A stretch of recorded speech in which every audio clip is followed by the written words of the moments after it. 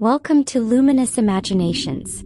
Tonight, we're taking you on a journey into one of Rudyard Kipling's enchanting, just so stories. A cozy read-aloud designed to gently guide you to sleep. You've come for a calming bedtime story, and that's exactly what you'll find. Here we combine timeless tales with our unique Red-Orb Visuals and soft soundscapes. These aren't just pretty pictures. Our red light is specially chosen because it helps your body naturally prepare for sleep, encouraging melatonin without harsh blue light. It's screen time that actually supports a restful night. Have you ever wondered, how did a certain animal get its most curious feature? Rudyard Kipling, a master storyteller, imagined some truly delightful answers. Tonight we'll dive into one of his most beloved explanations, full of unexpected adventures and a little bit of magic. What incredible transformation awaits us in the quiet corners of the world. Prepare to relax and let your imagination roam. If you enjoy our calming stories, please take a moment to like this video, share your thoughts in the comments below, and subscribe to Luminous Imaginations for more gentle dreams every week. Now settle in, as our story begins. Chapter 1. How the Whale Got His Throat. Once upon a time in the sea, oh my best beloved, there was a whale who ate all kinds of fish. Starfish, garfish, crab, dab, plaice, dace, skate, and his mate mackerel, pickerel, and even the really truly twirly-whirly eel. He gobbled every fish he could find with his mouth, until only one tiny fish was left.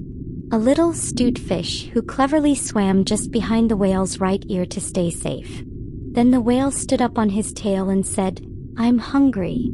The little astute fish in his tiny voice asked, "Noble and generous cetacean, have you ever tasted man?" "No," said the whale. "What is he like?" "Nice," said the fish, "but nubbly." "Then fetch me some," said the whale and splashed the sea with his tail. "One at a time," said the astute fish.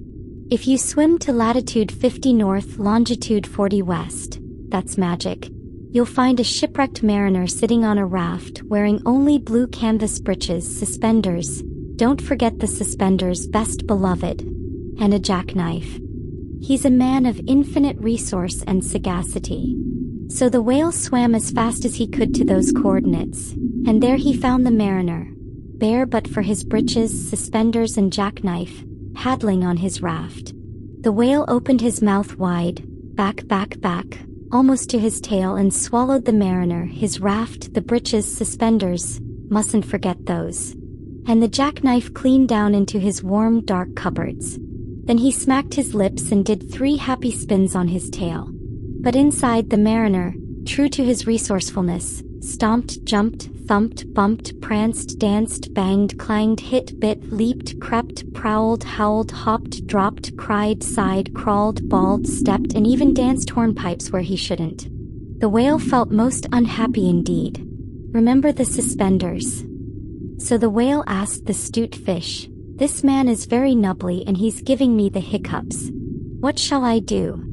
"Tell him to come out," said the astute fish.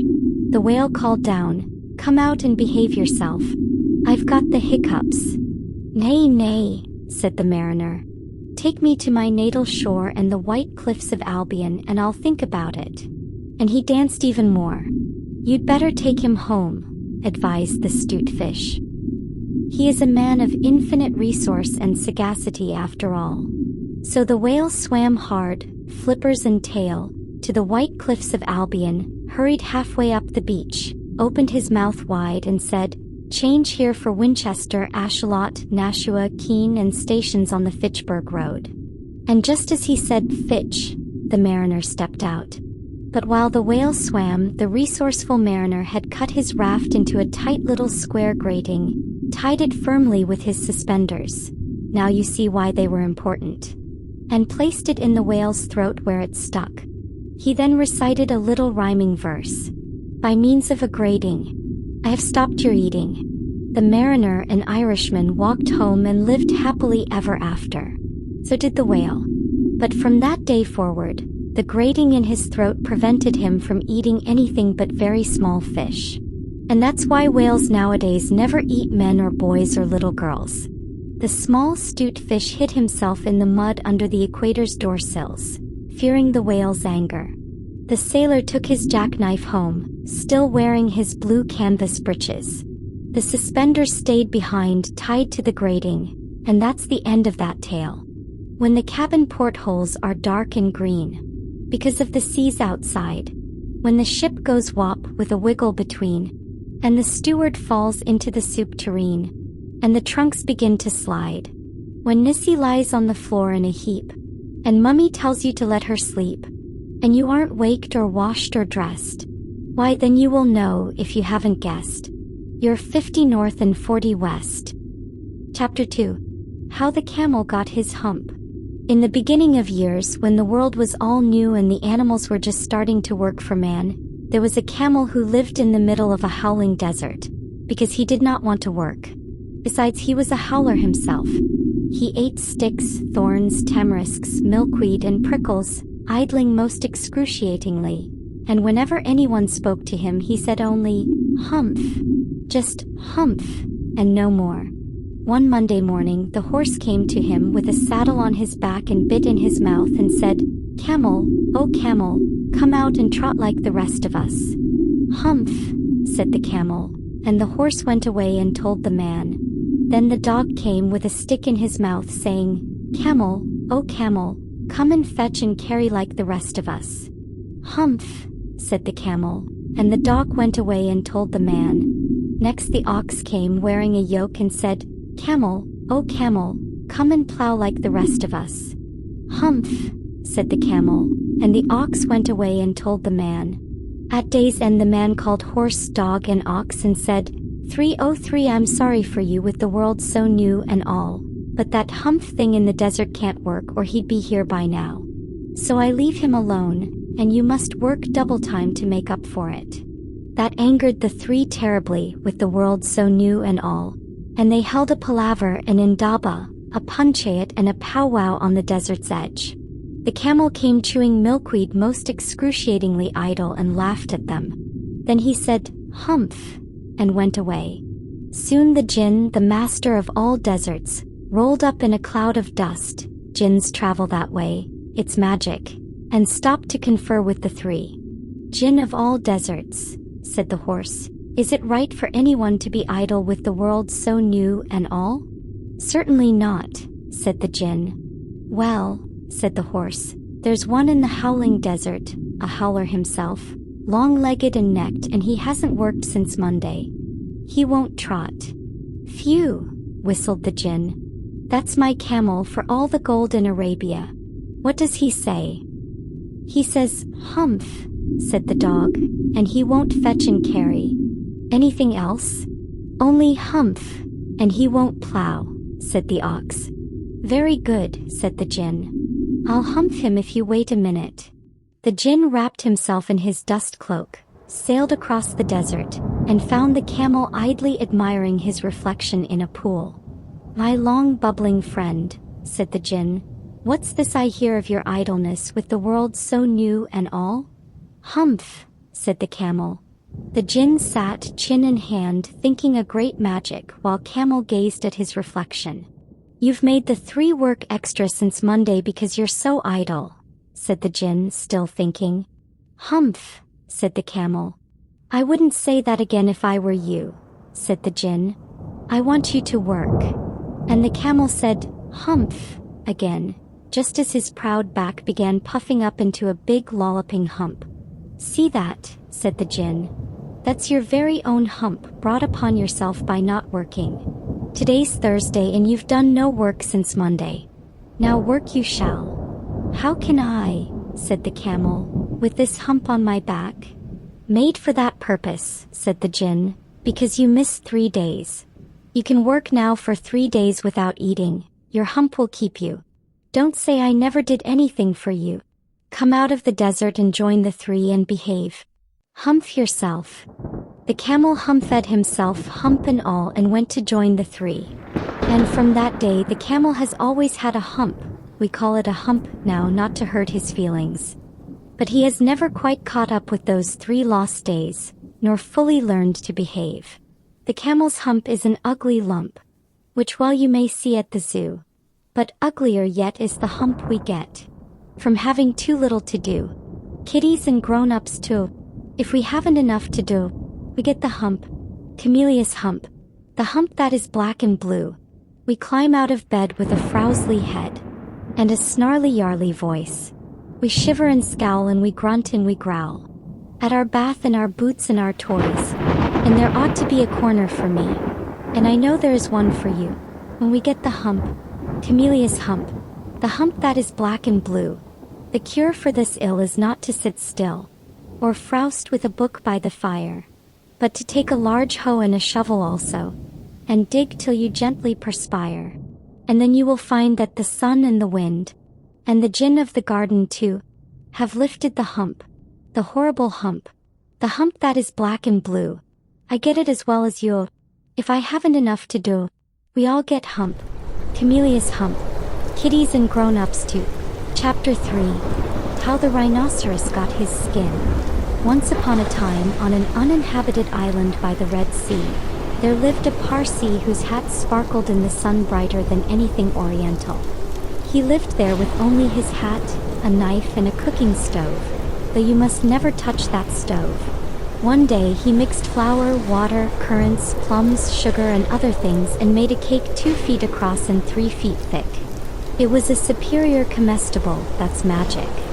He baked it till it was brown and smelled so sentimental. Just as he was about to eat, down came a rhinoceros from the interior, with a horn on his nose, 2 piggy eyes and no manners, then or now. His skin was tight and wrinkle-free, looking like a Noah's Ark rhino but much bigger. The rhinoceros said, "How?" The Parsee left his cake and climbed a palm tree, wearing only his dazzling hat. The rhinoceros knocked over the stove with his nose. The cake rolled on the sand, and the rhinoceros speared it on his horn and ate it. Then he trotted away, waving his tail, to the desolate and exclusively uninhabited interior near Mazandaran, Socotra, and the larger equinox promontories. The Parsee came down, set up his stove, and recited this little verse. "Them that takes cakes, which the Parsee man bakes, makes dreadful mistakes." 5 weeks later came a heat wave. Everyone shed their clothes. The Parsee took off his hat, but the rhinoceros took off his skin, buttoned with 3 buttons like a waterproof, and left it on the beach. The Parsee smiled wide, danced around the skin, and rubbed it full of old dry cake crumbs and burned currants. Then he climbed his palm tree to wait for the rhinoceros. When the rhinoceros returned, he buttoned up the skin, but it tickled like cake crumbs in bed. He scratched and rolled on the sand, rubbing the skin into great folds over his shoulders, chest, and legs, spoiling his temper but never dislodging the crumbs inside.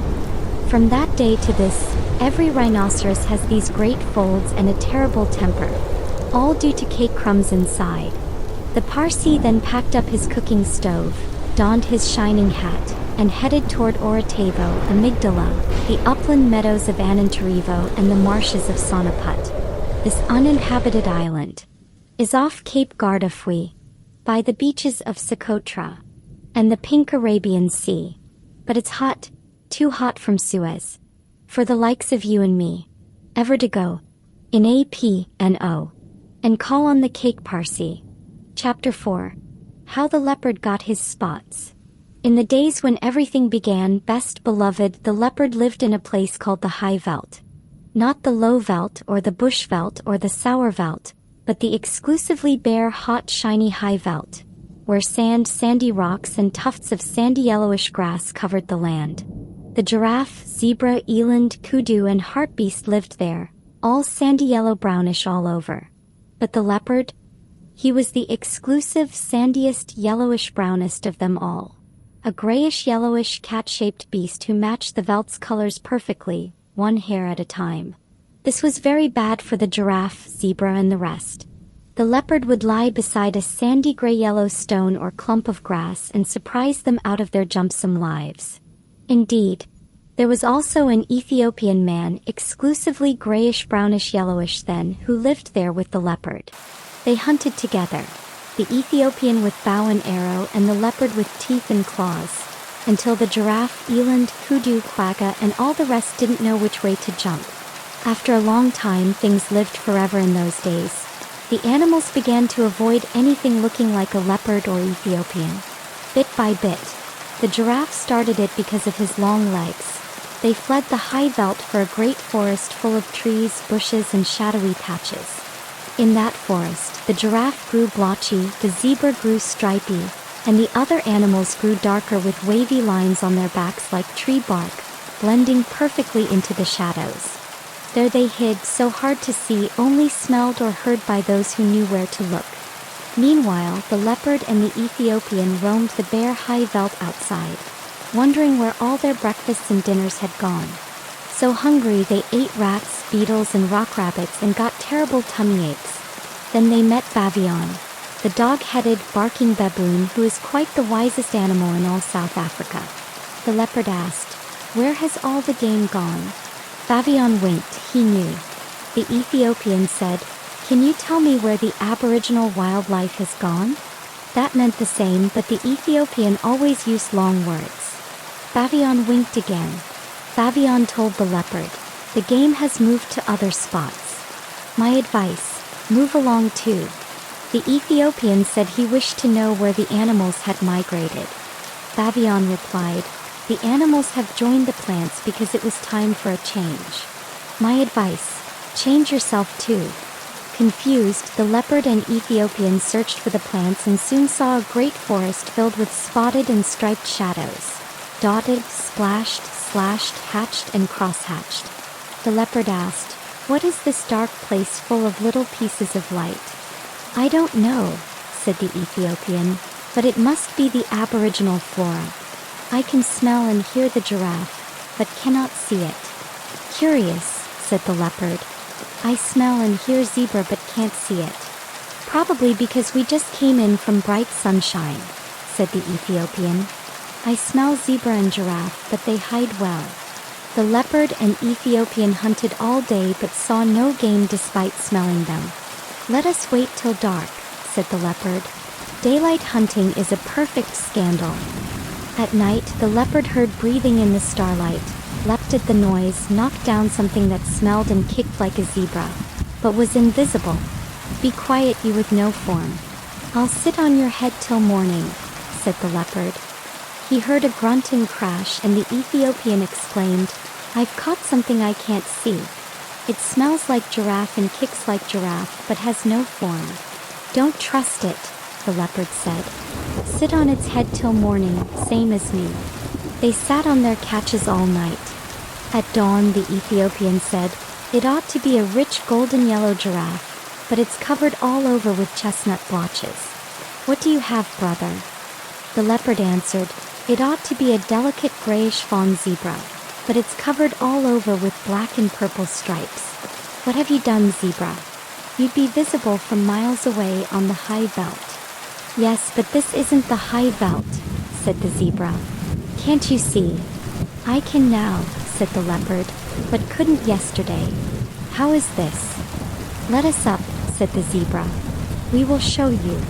The zebra and giraffe stood, moving into shadowy places where light fell striped and blotched.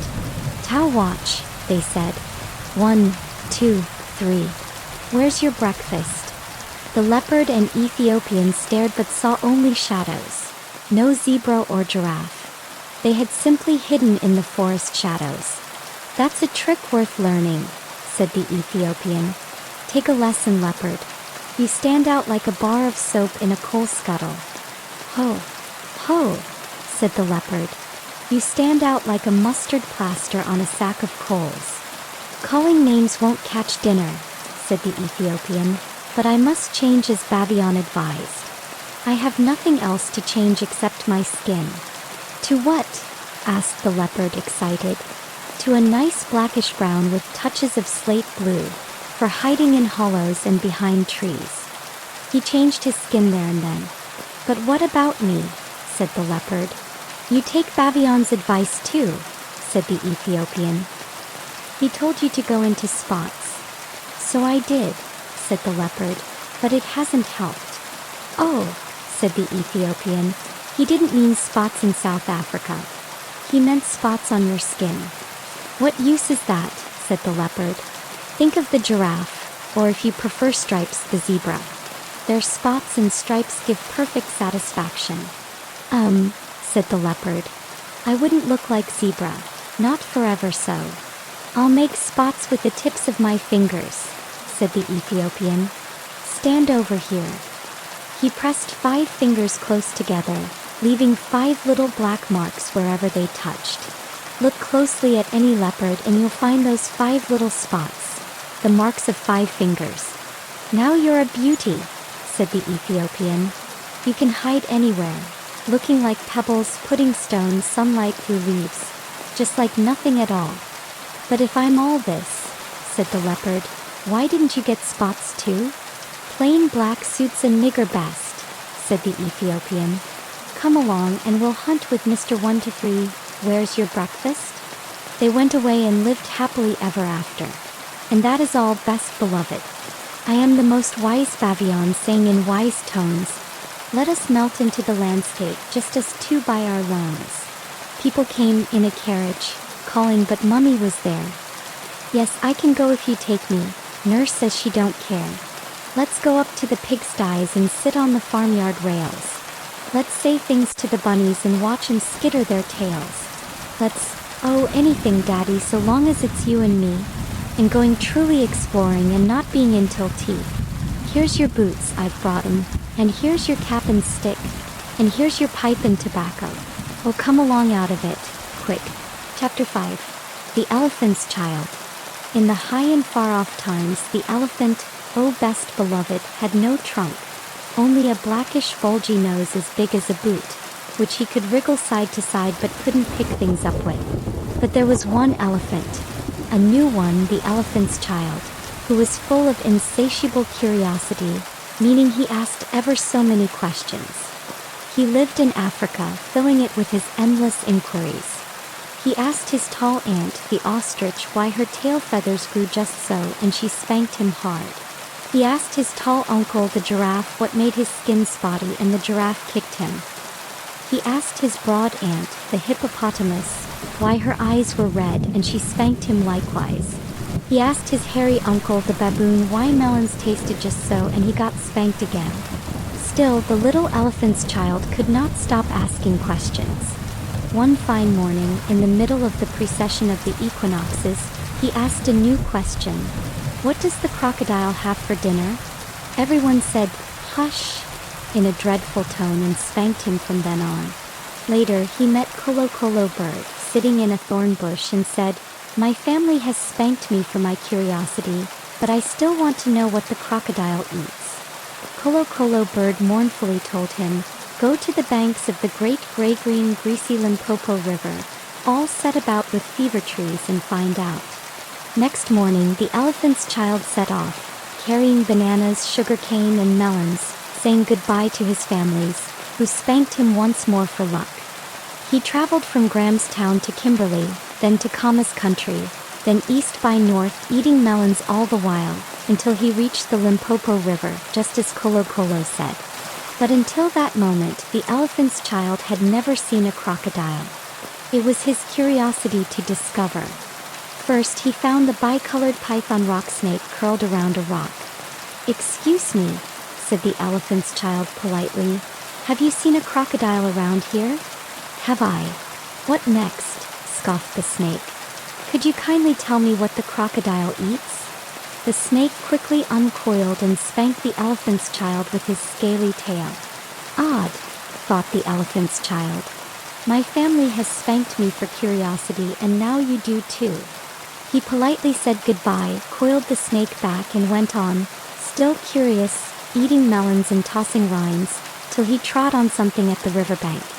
It was the crocodile, oh best beloved, who winked one eye.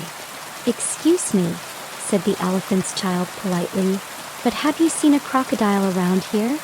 Then the crocodile winked the other eye and lifted half his tail out of the mud. The little elephant's child stepped back, not wanting another spanking. Come here, little one, said the crocodile. Why do you ask? Excuse me, said the elephant's child politely, But my family has spanked me for curiosity and I'd rather not be spanked again. The crocodile said, "Come here, little one. I am the crocodile," and shed crocodile tears to prove it. Breathless, the elephant's child knelt and asked, "Will you please tell me what you have for dinner?" "Come close, little one," said the crocodile, "and I'll whisper it." The elephant's child leaned close, and the crocodile caught his little nose, up to that day no bigger than a boot, and said between his teeth, "Today I'll begin with elephant's child." Annoyed, the elephant's child said through his nose, "Let go. You are hurting me." The bicolored python rock snake came scuffling down, warning, "Pull hard and fast or the crocodile will drag you into the river before you can say Jack Robinson." So the elephant's child pulled and his nose began to stretch. The crocodile thrashed his tail. The elephant's child pulled hard, but his nose grew longer and longer. It really hurt. He felt his legs slipping and said through his now long nose, "This is too much."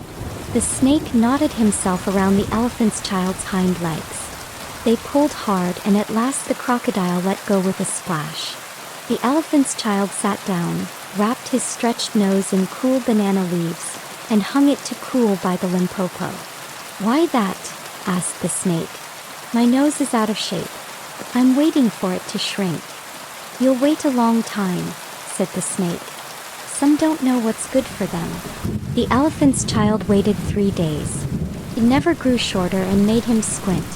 The crocodile had pulled his nose into a really true trunk, just like all elephants have today. Then a fly stung him on the shoulder and he swatted it dead with his trunk. "Vantage one," said the snake. The elephant's child plucked grass with his trunk and ate it. "Vantage two." He splashed mud on his head to keep cool. "Vantage three." Asked if he wanted more spanking, he replied, "Not at all." "Would you like to spank somebody?" asked the snake. "Yes, very much," said the elephant's child. "You'll find your trunk very useful," said the snake. Thanking him, the elephant's child went home. He pulled fruit, waved his trunk to brush flies, made mud caps for shade, sang to himself down his trunk, louder than brass bands. He tested the hippopotamus by spanking her hard, and spanked the rest of his family until they were warm and astonished. From then on, elephants have trunks like his. I keep 6 honest serving men. They taught me all I knew. Their names are what and where and when, and how and why and who. I send them over land and sea. I send them east and west. But after they have worked for me, I give them all a rest. I let them rest from 9 till 5. For I am busy then, as well as breakfast, lunch, and tea, for they are hungry men. But different folk have different views. I know a person small. She keeps 10 million serving men, who get no rest at all. She sends them abroad on her own affairs. From the moment she opens her eyes, 1 million house, 2 million wares, and 7 million wise. Chapter 6. The Sing-Song of Old Man Kangaroo. Not always was the kangaroo as we know him now, oh beloved. Once he was a different animal with 4 short legs. He was grey, woolly, and proudly danced on a rock in the middle of Australia. He went to the little god Enki at 6 before breakfast, saying, "Make me different from all other animals by 5 this afternoon." Enki jumped up and shouted, "Go away." Then the kangaroo went to the middle god Nkwing at 8 after breakfast, saying, "Make me different and wonderfully popular by 5 this afternoon." Nkwing jumped up and shouted, "Go away." Still dancing and proud, Kangaroo went to the big god Nkong at 10 before dinner, saying, "Make me different, popular, and truly run after 5 this afternoon." Nkong jumped out of his salt pan bath and shouted, "Yes, I will." Nkong called Yellow Dog Dingo, always hungry and dusty, and said, "Do you see that gentleman dancing on an ash pit? Make him so." Dingo, grinning like a coal scuttle, asked, "What? That cat rabbit?" Off ran Dingo after Kangaroo. The proud kangaroo ran on his 4 little legs like a bunny. He ran through deserts, mountains, salt pans, reed beds, blue gums, and spinifex. He ran until his front legs ached. Had to. Still, Dingo ran after him, always hungry, grinning like a rat trap, never getting nearer or farther. Had to. The two ran through ti trees, mulga, long grass, short grass, and across the tropics of Capricorn and Cancer until Kangaroo's hind legs ached. Had to. At the Woolgong River, with no bridge or ferry, Kangaroo didn't know how to cross, so he stood on his legs and hopped. Had to. He hopped through flinders and cinders, deserts in Australia, like a cricket, a pea in a saucepan, a new rubber ball on a nursery floor. Had to. He tucked up his front legs, hopped on hind legs, stuck out his tail for balance, and hopped through the Darling Downs. Had to. Still, Dingo ran, hungrier and hungrier, grinning like a horse collar, never nearer, never farther. They reached the Woolgong River. Then from the salt pan's bath, Nkong said, "It's 5 o'clock." Down sat Dingo, poor hungry dog, tongue out, howling. Down sat Kangaroo, tail balanced behind, sighing, "Thank goodness that's finished." Nkong asked, "Why aren't you grateful to Yellow Dog Dingo? Why don't you thank him?" Kangaroo said, "He chased me from my childhood home, changed me forever, and played Old Scratch with my legs." Nkong said, "Didn't you ask to be different and sought after? It is 5 o'clock. "Yes," said Kangaroo. "I wish I hadn't. I thought magic would do it, but this is practical joking." "Joke," said Nkong. "Say that again and I'll whistle Dingo to run your legs off." "No," said Kangaroo. "Legs are legs, you needn't alter them. I only meant I'm very hungry." "Same," said Dingo. "What's for tea?" Nkong replied, "Ask tomorrow. I'm going to wash." So Kangaroo and Dingo stayed in Australia, blaming each other. This is the mouth-filling song of the race run by a boomer. Started by Big God Nkong from Wargaburgurma. Old Man Kangaroo first.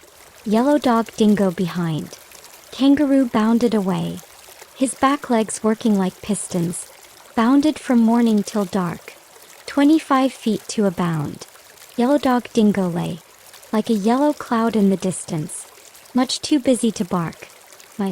But they covered the ground. Nobody knows where they went, or followed the track that they flew in, for that continent hadn't been named. They ran 30 degrees, from Torres Straits to the Lewin, and ran back as they came. Suppose you could trot from Adelaide to the Pacific for an afternoon's run. Half what these gentlemen did. You would feel rather hot, but your legs would develop terrific. Yes, my importunate son, you'd be a marvelous kid. Chapter 7. The Beginning of the Armadillos. This, oh best beloved, is a story from the high and far-off times. In the middle of those times lived a stickly prickly hedgehog, munching shelly snails by the turbid Amazon, and his friend, a slow solid tortoise who ate green lettuces there. That was all right, best beloved. Do you see? At the same time, a painted jaguar also lived by the Amazon, eating whatever he could catch: deer, monkeys, frogs, beetles. When no frogs or beetles were around, he'd ask his mother jaguar how to eat hedgehogs and tortoises. She told him again and again, waving her tail gracefully, "Son, when you find a hedgehog, drop him in the water and he'll uncoil. When you find a tortoise, scoop him out of his shell with your paw." So that was understood, best beloved. One beautiful night, Painted Jaguar found the hedgehog and tortoise sitting under a fallen tree trunk. They couldn't escape, so Stickly Prickly curled into a ball, and Slow Solid drew his head and feet into his shell. So all was right, best beloved. Do you see?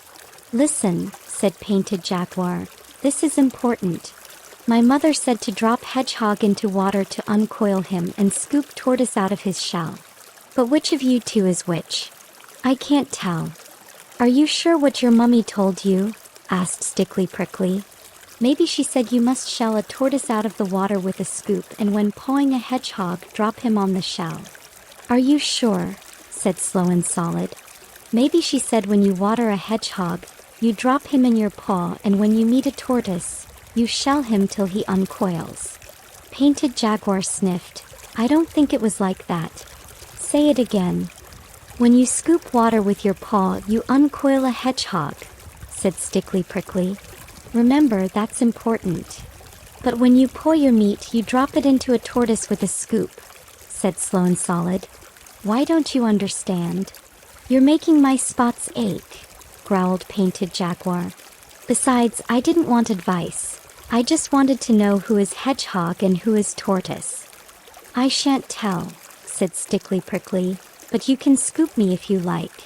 Aha, said Painted Jaguar, darting out his paw just as Stickly Prickly curled up. His paw was full of prickles and he was knocked away. He sucked his paw, thinking, he isn't tortoise at all. But how to know which is tortoise? I am tortoise, said Slow and Solid. Your mother said to scoop me out with your paw. Let's try. That's not what you said before, said Painted Jaguar, confused. Suppose I said that. You can just take it as I said your mother said so, replied Slow and Solid. But you said you want to be scooped out, said Painted Jaguar. No, I said your mother said so. What if I do? Asked Cautious Jaguar. I don't know, but if you drop me in the water, I'll swim away. I don't believe it, said Jaguar. You've mixed everything up. Now jump in the water and show me. I warn you, your mummy won't be pleased, said Slow and Solid. If you say another word, growled Jaguar, but before finishing, Slow and Solid dived into the Amazon and swam away. That was a narrow escape, said Stickly Prickly. I won't rib Painted Jaguar. What did you say you were? I said I was a truthful tortoise, replied Slow and Solid. He didn't believe me and made me jump. Painted Jaguar roared through the bushes till his mummy came. Son, son, she said graciously, waving her tail. What have you been doing? I tried to scoop something that wanted to be scooped with my paw, and now my paw is full of prickles, said Jaguar. That was a hedgehog, said Mother graciously. You should have dropped him in water. I did that with the other, he was tortoise and really was. But I'm hungry and I think I'd better find lodgings elsewhere. They are too clever for me here. Son, son, Mother repeated. Remember, hedgehogs curl up into prickly balls. That's how to know. I don't like her, said Stickly Prickly. A tortoise can't curl up, he only draws in his head and limbs, continued Mother. Even Painted Jaguar can't forget that, said Slow and Solid. I wish I could curl up better. Don't talk to me, said Stickly Prickly. Think how much better it would be if I could swim. Excellent, said Slow and Solid, holding up Stickly Prickly's chin to help. Stickly Prickly practiced side strokes and dives, and Slow and Solid tried curling exercises until they both looked very different. Excellent, they said, delighting in their new skills. Then they found Painted Jaguar still nursing his sore paw, and he was so surprised he fell backward 3 times. Good morning, said Stickly Prickly. How is your dear mummy?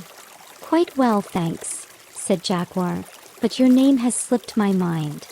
That's unkind, said Stickly Prickly, after yesterday when you tried to scoop me out of my shell.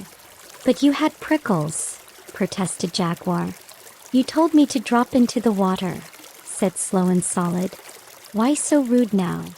Stickly Prickly and Slow and Solid rolled over Jaguar until his eyes spun like cartwheels. He went to fetch his mother, telling her of the strange two who had changed so much. Mother Jaguar waved her tail graciously, saying hedgehogs are hedgehogs and tortoises are tortoises. But this was Armadillo, and to leave him alone. So Painted Jaguar left them be. And from that day to this, the clever creatures with their overlapping scales are called armadillos. I've never sailed the Amazon. I've never reached Brazil. But Don and Magdalena go there when they will. Great steamers white and gold roll down to Rio. And I'd like to roll to Rio someday before I'm old. Chapter 8. How the first letter was written. Once upon a very early time, there was a Neolithic man named Tegumai Bopsalai, man who's put his foot forward in a hurry, whom we'll call Tegumai. He lived simply in a cave, wore few clothes, couldn't read or write, and didn't want to. His wife, Tishimai Tuandro, lady who asks very many questions, called Tishimai, and their little girl, Tafamai Metalumai, small person without any manners, to be spanked. whom we'll call Taffy, were all very happy. Taffy went everywhere with Daddy Tegumai, sometimes staying out so long that Mummy scolded them for being so shockingly dirty. One day, while fishing by the Wagi River, Tegumai's spear broke. Too far from home and without spares, Tegumai began mending his spear while Taffy sat thinking, and wished they could write to send for the other spear. Just then, a stranger man from a distant tribe, the Tueras, appeared. He didn't understand their language but smiled at Taffy, who asked him politely to fetch her mummy's spear with the black handle. The stranger man, judging the importance from Taffy's gestures and the chief's neglect, took a piece of birch bark from a tree and gave it to her. Taffy, excited, lay on her tummy and drew pictures on the bark. Daddy fishing with the broken spear, the spear she wanted, herself explaining, and the stranger man. She also drew directions. A path of trees, a hill, a beaver swamp full of beavers' heads, and their cave with Mummy waiting. The stranger man understood. This was a message for help. Without further questions, he sped off to Tegumai's tribe. Back at the river, Tegumai mended his spear, waving it proudly. Taffy declared her drawing a little arrangement, and promised a big surprise. The stranger man found Tishimai Tuandro talking with other ladies. Her resemblance to Taffy made her smile. She screamed at the picture, thinking it showed Tegumai speared and frightened Taffy, and the other ladies seized and maltreated the stranger man, even beating him with mud in his hair. Later, the assembled tribe marched to the river bank, where they found Taffy playing and Tegumai fishing. Though surprised, they welcomed everyone. The ladies hugged Taffy, but the head chief demanded an explanation. Taffy confessed to drawing the picture letter to fetch the spear. The tribe laughed, except for polite Tishimai and the ladies, who called the stranger man names. The head chief praised Taffy's invention, predicting one day men would write letters, 26 of them, expressing exactly what they meant without mistakes. They cared little for formal schooling since most little girls preferred to draw pictures and play with their daddies, like Taffy. There runs a road by Marrow Down, a grassy track today it is, an hour out of Guildford town, above the riverway it is.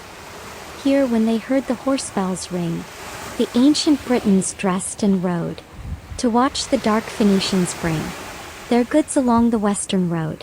And here or hereabouts they met, to hold their racial talks and such, to barter beads for Whitby jet, and tin for gay shell torques and such. But long and long before that time, when bison used to roam on it, did Taffy and her daddy climb that down and had their home on it.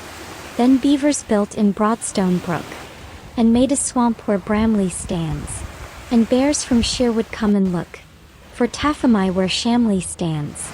The way that Taffy called Wagi was more than 6 times bigger then, and all the tribe of Tegumai, they cut a noble figure then. Chapter 9. How the alphabet was written. The week after Once upon a very early adventure, there was a Neolithic fishing again named Tegumai Bopsalai. Her mummy wanted her to stay home and help with drying hides, but Taffy slipped away early and they fished together. In a cave. Soon she began giggling and said, "Wasn't it inciting, Daddy?" His wife, remember how the head chief puffed his cheeks, lady who asked and how funny the stranger man looked with mud in his hair, and their little girl smiled. I had to pay 2 deerskins for the damages to be spanked. Taffy said, whom will call Taffy were all very happy. It was Mummy and the ladies and Taffy went everywhere with Daddy Tegumai. And then Taffy said, sometimes staying out so long that Mummy scolded them for you make a noise so shockingly dirty. Ah. One day, while fishing by the Wagi River, like Tegumai's spear broke. Say it again. Too far from home and without spares. Tegumai began mending his spear while Taffy said, and she drew a carpfish's mouth they could write to send for the other Daddy spear. Added a feeler across the mouth. A stranger man Taffy from a copied it, and they could understand the symbol. Appeared. Taffy asked for another noise. He didn't understand their language, but smiled at Taffy. They experimented drawing bits of the politely to fetch her mummy's eggs and snakes to represent sounds. The stranger man drew a judging the importance from Taffy's gestures and the chief's neglect. They both felt excited. They had discovered the idea of letters to her. Sounds represented by pictures. They made pictures for sounds like on the bark, bad water, Daddy fishing with the broken spear, and invented new pictures for drying coals and the spears and other sounds. She also drew directions. Tegumi drew more and more sound pictures, a hill, eventually completing the alphabet full of beavers' heads. At night by the fire, with Mummy waiting, they giggled, drawing marks. The stranger man understood of their new secret. This was a message for Taffy's mummy forbade questions until the secret was sped off to Tegumi's. The next day, Tegumi chalked at the river. Tegumi mended his on the water tank, waving it proudly. Taffy went to fill it and pulled Daddy's her to join her drawing more sound pictures, and promised they played all day, sometimes getting the stranger man found Tishimai the alphabet talking with other ladies. After thousands of years and many changes, the letters made her smile. A, B, C, D, and the rest screamed at the picture, returned almost to their original forms for all to learn. And Taffy. And so we remember Tegumi, other ladies, Taffy, and Tishimai on the banks of the Great Wagi River, even beating him with mud in his hair. All the tribe of Tegumi. Later, the assembled tribe marched to the riverbank. On Marrow down the Taffy playing and Tegumi fishing, and the sun remained. Though surprised, they welcomed everyone. Years returned. The ladies hugged and hearts unwound. But the head chief demanded an explanation. Taffy dancing through the fern. Taffy confessed to drawing the picture letter to fetch the brows are bound with bracken. The tribe laughed, except golden elf to Shemai and the ladies. Her eyes are bright as diamonds. And bluer than the skies of Taffy's invention. In Macassans and deerskin one day men would write unfearing, free and fair 26 of them, and likes her little exactly what they meant without to show mistakes. Her daddy where she flits. They cared little for formal schooling, very far behind. Most little girls preferred to draw pictures and play with their daddies. Tegumi alone to find Taffy, the daughter that runs a road by Marrow Down. A grassy track today it is. An hour out of Guildford town. Above the riverway it is. Here when they heard the horse bells ring, the ancient Britons dressed and rode to watch the dark Phoenicians bring their goods along the western road. And here or hereabouts they met to hold their racial talks and such, to barter beads for Whitby jet and tin for gay shell torques and such. But long and long before that time, when bison used to roam on it, did Taffy and her daddy climb that down and had their home on it. Then beavers built in Broadstone Brook and made a swamp where Bramley stands, and bears from Sherwood come and look for Taffami where Shamley stands. The way that Taffy called Wagi was more than 6 times bigger than, and all the tribe of Tegumi. They cut a noble figure then. Chapter 10. The crab that played with the sea. Before the high and far off times, O my best beloved, there was the time of the very beginnings. This was when the eldest magician was getting things ready. First he prepared the earth, then the sea, and then he told all the animals they could come out and play. The animals asked, "O eldest magician, what shall we play at?" He said, "I will show you." He took the elephant, all the elephant there was, and said, "Play at being an elephant." And the elephant played. He took the beaver, all the beaver there was, and said, "Play at being a beaver." And the beaver played. He took the cow, all the cow there was, and said, "Play at being a cow." And the cow played. He took the turtle, all the turtle there was, and said, "Play at being a turtle." And the turtle played. One by one he took all the beasts and birds and fishes and told them what to play. But towards evening, when people and things grow restless and tired, there came up the man, with his own little girl daughter. Yes, on his shoulder she sat, his own best beloved little girl daughter. And he said, "What is this play, eldest magician?" The eldest magician answered, "Ho, son of Adam, this is the play of the very beginning, but you are too wise for this play." The man saluted and said, "Yes, I am too wise for this play, but see that you make all the animals obedient to me." While the two talked, Pau-Ama the crab scuttled off sideways and stepped into the sea, saying to himself, "I will play my play alone in the deep waters, and I will never be obedient to this son of Adam." Nobody saw him go except the little girl daughter leaning on the man's shoulder. The play went on until there were no animals left without orders, and the eldest magician wiped dust off his hands and walked about the world to see how the animals were playing.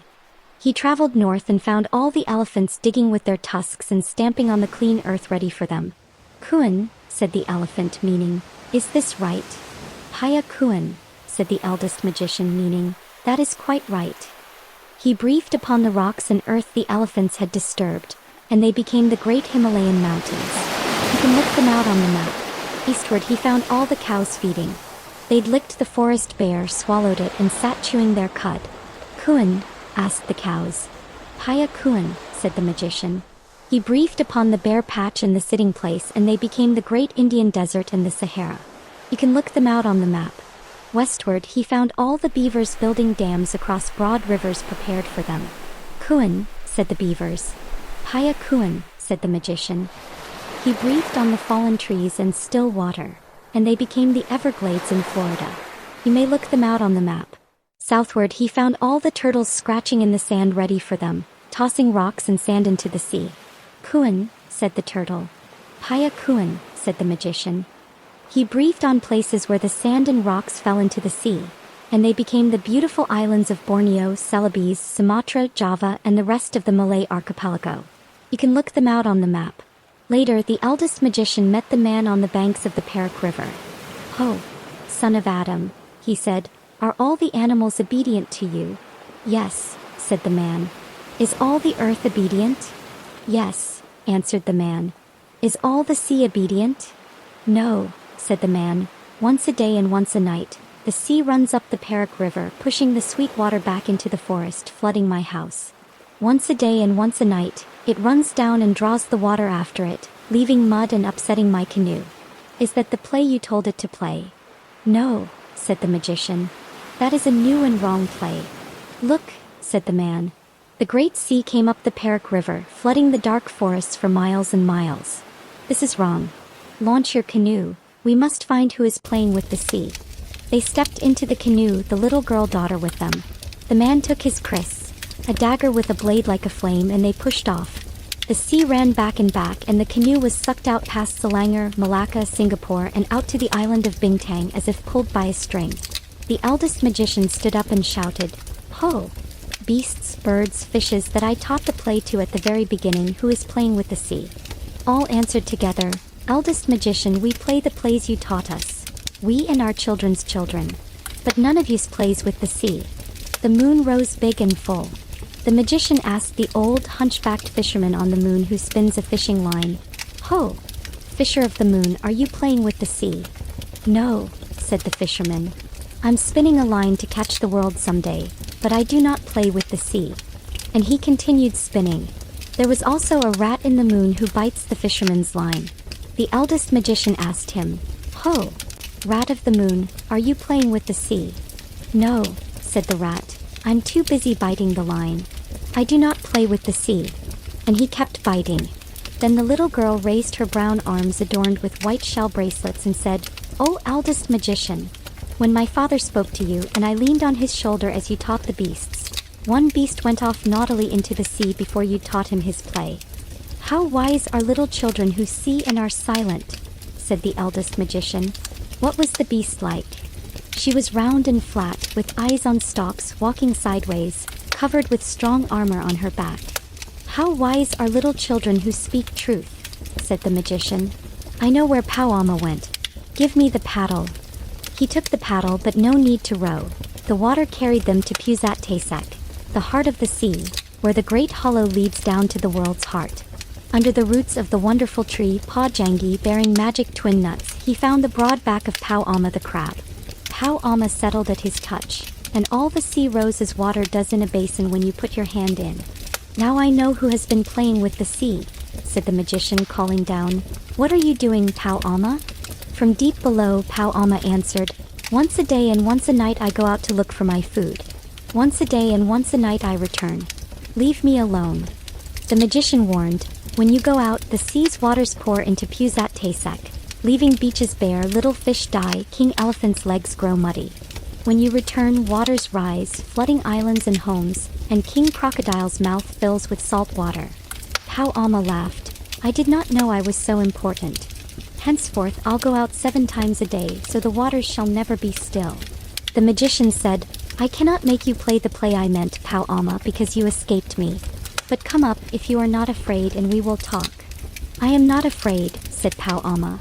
He rose to the sea's surface in the moonlight. A king crab vast as the distance from Sarawak to Pahang, taller than smoke from 3 volcanoes. As he rose, he tore off one twin nut from the wonderful tree, the magic double-kerneled nut that makes people young. The little girl saw it bobbing and picked it up, using her golden scissors to pick out the soft eyes. "Now," said the magician, "make a magic, Pauama, to show your importance." Pauama rolled his eyes and waved his legs, but could only stir the sea. The magician laughed. "You are nothing more than a crab," he said. With a left-hand magic, Pao Alma's hard shell fell off like a coconut husk. Pao Alma was soft like little crabs on the beach. "Indeed, you are important," said the magician. "Shall I ask the man to cut you or call elephant or crocodile to harm you?" "I'm ashamed," said Pao Alma. "Give me back my shell and I'll only stir out once a day and night for food." The magician refused, saying Pao Alma would grow too proud and forget his promise. Pao Alma worried he would die soft and vulnerable. The magician promised safe havens, the stones, holes, and seaweed for him and his children. Pao Alma hesitated but said the man had distracted the magician. The man said, "If you choose, I will make a magic so deep water and dry ground are home for you." The girl daughter offered her scissors, sharp and strong, to help Pao Alma eat nuts, dig holes, and climb trees. Pao Alma hesitated but finally chose all the gifts. The magician waved his right hand and Pao Alma shrank to a little green crab, waving scissors joyfully. "You are important," said the magician, laughing, giving him a blessing. Pao Alma scuttled into the water, tiny enough to hide under a dry leaf or dead shell. "Was that well done?" asked the magician. "Yes," said the man. "Now we must return to Perak, a weary paddle. Had we waited at Pusat-Tasek, the water would have carried us home." "You are lazy," said the magician. "Your children shall be the laziest, the Malazi, and I command the moon fisherman to pull your canoe home twice daily." "But if I am lazy all my days," said the man, "let the sea work twice daily and save paddling." The magician laughed, "Paya Kuan," and the rat stopped biting the moon's line. The moon fisherman pulled the deep sea and the canoe returned to Perak River. Thus to this day the moon pulls the sea up and down, making the tides. Pao Alma's children make little safe Pusat-Taseks under stones and weeds, wave their scissors, run on land, climb trees, and eat coconuts, all as promised. Once a year, Pao Almas shed their hard shells to remind them of the magician's power, and so it's unfair to hunt them. Their babies dislike being taken from their homes and nip with their scissors in protest. China going P's and O's. Pass Pao Alma's playground close, and his Pusat-Tasek lies near the track of most BIs, YK and NDL.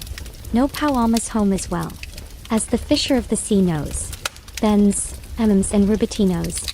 But, and this is rather queer, hills cannot come here. O, and DOA. Must go round another way. Orient, Anchor, Bibi, Hull. Never go that way at all. Usis would have a fit. If it found itself on it. And if beavers took their cargoes to Penang instead of Lagos, or a fat Shasaville bore passengers to Singapore, or White Star Tride, little trip to Surabaya, or a BSA went on, past Natal to Cirebon, then great Mr. Lloyd's would come, with a wire and drag them home. Chapter 11. The Cat That Walked by Himself. Hear and attend and listen, for this befell and became, O my best beloved, when the tame animals were still wild. The dog was wild, the horse was wild, the cow was wild, the sheep was wild, the pig was wild as wild could be, and they walked in the wet wild woods by their wild lones. But the wildest of all was the cat. He walked by himself, and all places were alike to him. Of course the man was wild too, dreadfully wild. He didn't even begin to be tame until he met the woman. She told him she did not like his wild ways. She picked out a nice dry cave instead of a heap of wet leaves to lie down in. She strewn clean sand on the floor, lit a fire of wood at the back of the cave, hung a dried wild horse skin tail down across the opening of the cave and said, "Wipe your feet, dear, when you come in, and now we'll keep house." That night, best beloved, they ate wild sheep roasted on hot stones, flavored with wild garlic and pepper, wild duck stuffed with wild rice and fenugreek and coriander, marrow bones of wild oxen, wild cherries and grenadillas. The man went to sleep happily by the fire, but the woman sat up, combing her hair. She took the big fat blade bone of the shoulder of the mutton and looked at the wonderful marks on it, then threw more wood on the fire and made a magic. The first singing magic in the world. Out in the wet wild woods all the wild animals gathered where they could see the fire's light and wondered what it meant. Wild Horse stamped his wild foot and said, "O my friends and foes, why have man and woman made that great light in that great cave, and what harm will it do us?" Wild Dog lifted up his wild nose and smelled roast mutton. He said, "I will go and look and say, for I think it is good." "Cat, come with me." "Nenny," said the cat. I am the cat who walks by himself and all places are alike to me. I will not come. Then we can never be friends again, said Wild Dog and trotted to the cave. But when he had gone a little way, the cat said to himself, all places are alike to me. Why should I not go too and see and come away at my own liking? So he slipped after Wild Dog softly and hid himself where he could hear everything. When Wild Dog reached the cave's mouth, he lifted the dried horse skin with his nose and sniffed the smell of roasted mutton. The woman, looking at the blade bone, laughed and said, here comes the first wild thing out of the wild woods. What do you want? Wild Dog said, oh, my enemy and wife of my enemy, what is this that smells so good? The woman threw him a roasted mutton bone and said, taste and try. Wild Dog nodded. It was more delicious than anything he had tasted and said, give me another. She said, help my man to hunt by day and guard the cave at night, and I'll give you as many roast bones as you need. Ah, said the cat, listening. This is a very wise woman, but she is not as wise as I am. Wild Dog crawled into the cave, laid his head on the woman's lap and said, oh, my friend and wife of my friend, I will help your man to hunt by day and guard the cave by night. Ah, said the cat, listening. That is a very foolish dog. And he went back through the wet wild woods, waving his wild tail and walking by his wild lone. But he never told anybody. The man awoke and asked, what is Wild Dog doing here? The woman said, he is no longer Wild Dog but the first friend, because he will be our friend for always and always and always. Take him hunting with you. Next night, the woman cut green grass from the meadows, dried it to smell like new-mown hay, sat at the cave's mouth, plaited a halter from horsehide, looked at the blade bone and made a magic, the second singing magic. In the wild woods, the animals wondered why Wild Dog had not returned. Wild Horse stamped his foot and said, I will go see why Wild Dog has not come back. Cat, come with me. Nenny, said the cat. I am the cat who walks by himself and all places are alike to me. I will not come. But he followed Wild Horse softly, hiding where he could hear all. The woman heard Wild Horse trot and stumble on his mane, laughed and said, here comes the second wild thing out of the wild woods. What do you want? Wild Horse said, oh, my enemy and wife of my enemy, where is Wild Dog? The woman laughed, picked up the blade bone and said, you didn't come for Wild Dog but for this good grass. Wild Horse said, that is true, give it to me to eat. The woman said, bend your wild head and wear what I give you, and you shall eat this wonderful grass 3 times a day. Ah, said the cat, listening. This is a clever woman, but she is not as clever as I am. Wild Horse bent his head. The woman slipped the halter over it. Wild Horse breathed on her feet, saying, O mistress, wife of my master, I will be your servant for the grass. Ah, said the cat, that is a very foolish horse. He went back through the woods, waving his tail and walking by his lone. But he never told anyone. When the man, dog, and horse returned from hunting, the man said, What is Wild Horse doing here? The woman said, He is no longer Wild Horse, but the first servant, carrying us wherever we go for always and always. The next day, Wild Cow appeared to the cave with her wild head held high. The cat followed, hiding as before. Everything happened as before. After Wild Cow promised to give the woman warm white milk daily for the wonderful grass, the cat went back through the wet wild woods, waving his tail and walking by his wild lone, but never told anybody. When the man, horse, and dog asked about Wild Cow, the woman said, She is no longer Wild Cow but the giver of good food. She will give warm white milk always, and I will care for her while you and the first friend and first servant go hunting. The cat waited to see if other wild things went to the cave, but none did, so he went by himself. He saw the woman milking Wild Cow, the light of the fire in the cave, and smelled the warm white milk. Cat said, O enemy and wife of my enemy, where did Wild Cow go? The woman laughed, Wild thing out of the wild woods, go back to the woods, for I have braided my hair, put away the magic blade bone, and we need no more friends or servants in the cave. Cat said, I am not a friend nor a servant. I am the cat who walks by himself, and all places are alike to me. I wish to come into your cave. Woman asked, Then why did you not come with first friend on the first night? Cat grew angry. Has Wild Dog told tales of me? Woman laughed. You are the cat who walks by himself, and all places are alike to you. You are neither friend nor servant. You said it yourself. Go walk by yourself. Cat pretended to be sorry. Must I never come into the cave? Must I never sit by the fire? Must I never drink the warm white milk? You are wise and beautiful. You should not be cruel even to a cat. Woman said, I knew I was wise but not beautiful. I will make a bargain with you. If I say one word in your praise, you may come into the cave. What if you say 2 words? Asked the cat.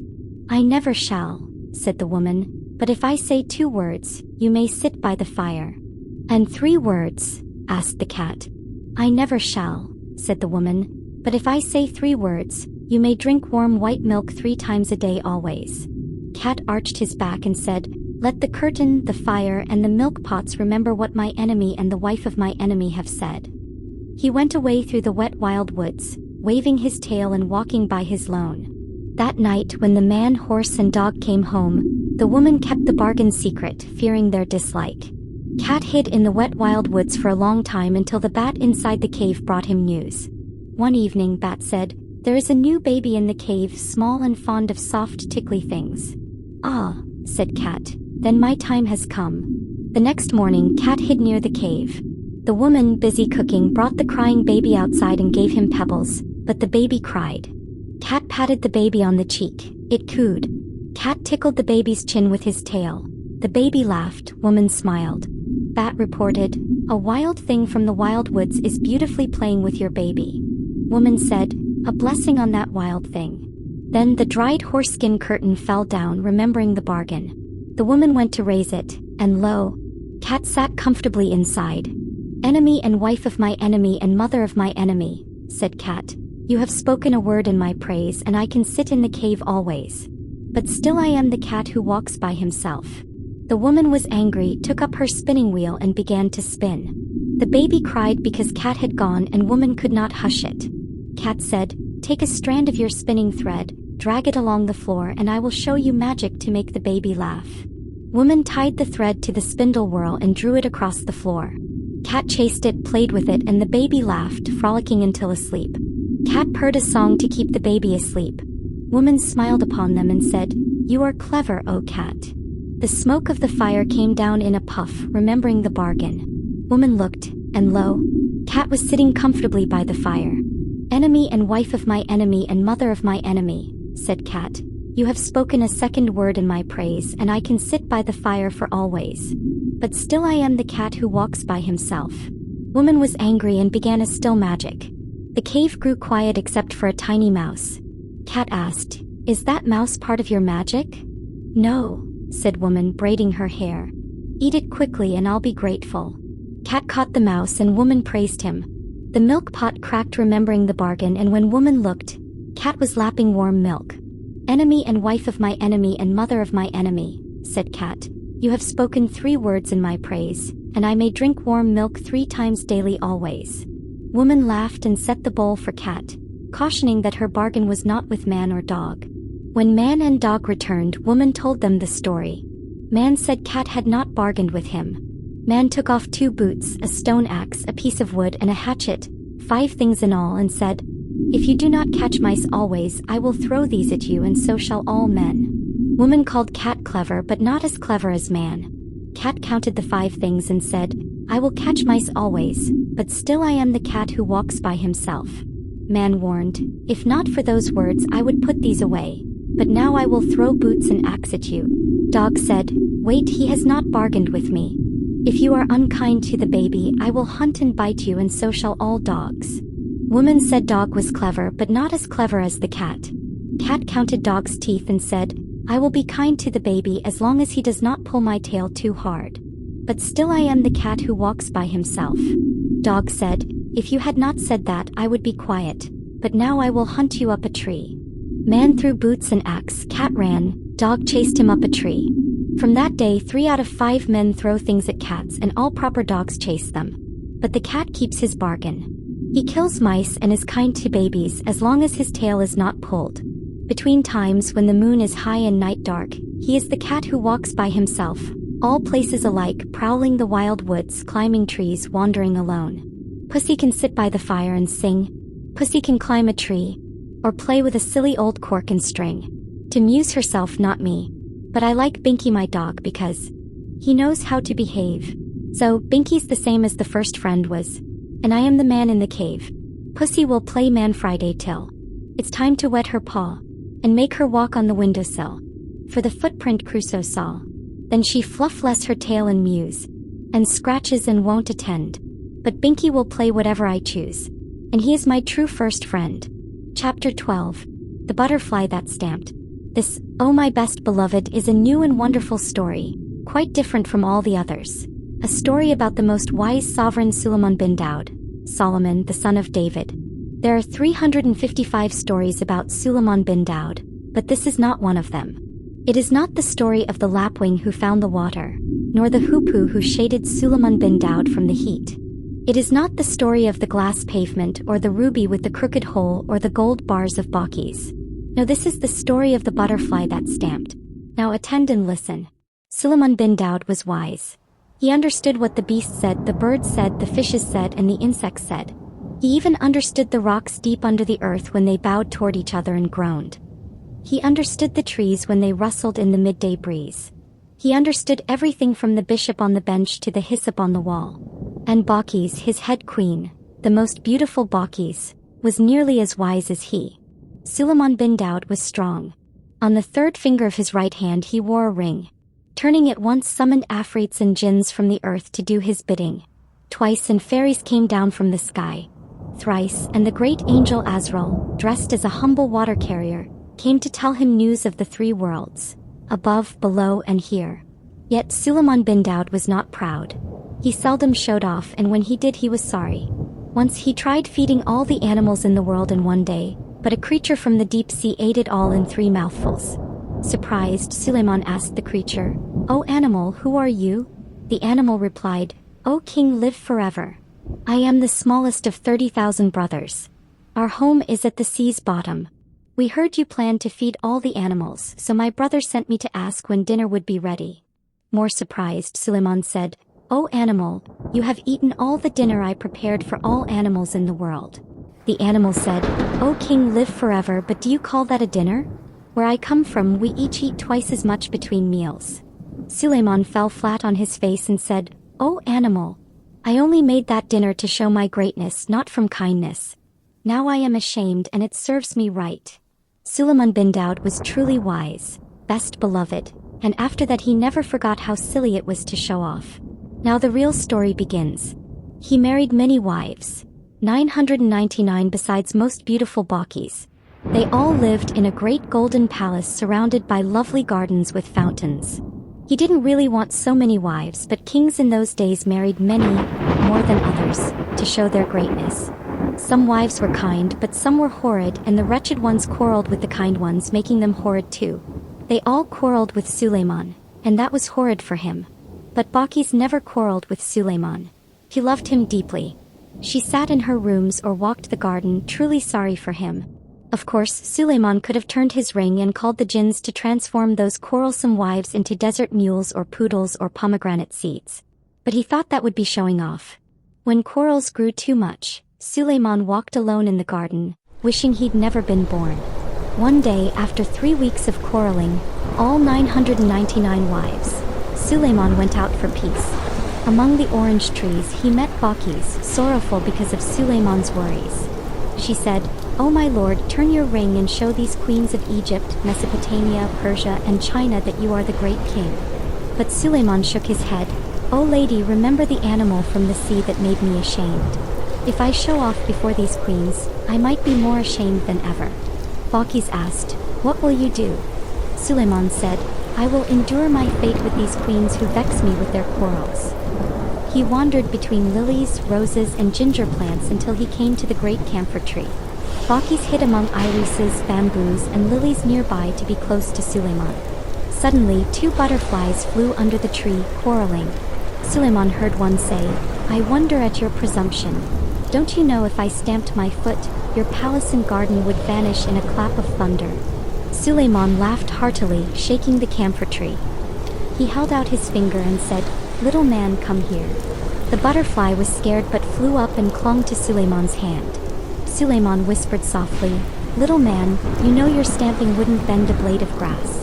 Why tell your wife such a fib?" The butterfly, seeing Suleiman's twinkling eye, bravely said, "O king, live forever." She is my wife, and you know what wives are like. Suleiman smiled and said, "Yes, little brother." The butterfly said, "One must keep them in order somehow, and she's been quarreling all morning. I said that just to quiet her." Suleiman said, "May it quiet her. Go back to your wife and let me hear what you say." The butterfly flew back, and his wife, all a twitter, said, "He heard you. Suleiman himself heard you." "Heard me?" said the butterfly. "Of course he did. I meant him to hear me." "What did he say?" asked his wife. "Well," said the butterfly, fanning himself, "between you and me, my dear, he asked me not to stamp, and I promised I wouldn't." "Gracious," said the wife, sitting quietly. Suleiman laughed until tears ran down his face at the impudence of the bad little butterfly. Balkis smiled, thinking, "If I am wise, I can save my lord from these quarrelsome queens." She whispered softly to the butterfly's wife, "Little woman, come here." The butterfly's wife, frightened, clung to Balkis' hand. Balkis asked, "Do you believe what your husband said?" The butterfly's wife, seeing Balkis' shining eyes, said bravely, "O queen, be lovely forever. You know what men are like." Balkis smiled, "I know. He gets angry over nothing," said the wife. "We must humor them. They never mean half they say. If it pleases my husband to think I believe he can make the palace vanish by stamping, I don't care. He'll forget it tomorrow." "Little sister," said Balkis, "you are right, but next time he boasts, ask him to stamp and see what happens. We know men, he'll be ashamed." The wife flew back, and the couple's quarrel worsened. "Remember what I can do if I stamp my foot," said the butterfly. "I don't believe you," said the wife. "I want to see. Stamp now." "I promised Suleiman I wouldn't," said the butterfly. "It wouldn't matter," said his wife. "You can't bend a blade of grass. I dare you, stamp. Stamp. Stamp." Suleiman, sitting under the camphor tree, heard all this and laughed harder than ever. He forgot his queens, his sea animal, and showing off. He just laughed with joy. Balkis smiled as she watched. Soon the hot and puffy butterfly came whirling back, saying, "She wants me to stamp. You won't believe me now. She'll laugh at me forever." "No," said Suleiman, "she will not laugh again." He turned his ring, and 4 huge jinns appeared. "Slaves," said Suleiman, "when this gentleman on my finger, the butterfly, stamps his left forefoot, make my palace and gardens vanish with a clap of thunder. When he stamps again, bring them back carefully. Go back and stamp all you like." The butterfly flew to his wife, who was crying, "I dare you. Stamp. Stamp now." Balkis saw the jinns ready to obey and smiled, thinking Suleiman would now teach his quarrelsome queens a lesson. The butterfly stamped. The jinns lifted the palace and gardens miles into the air with a terrible thunderclap. Darkness fell. The butterfly's wife fluttered, crying for mercy. The butterfly was frightened too. Suleiman laughed so much he could barely speak. He told the butterfly, "Stamp again, little brother, and give me back my palace." The wife pleaded, "Bring it back, and no more horrid magic." The butterfly replied, "This is because of your nagging. Still, as a favor, I'll put things right." He stamped again. The palace and gardens returned without a bump.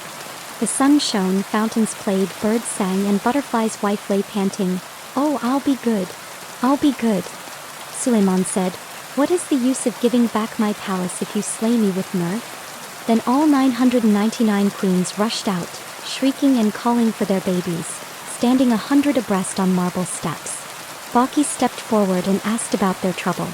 They complained their peaceful palace vanished suddenly into dark and thunder, with jinns and afrits moving about.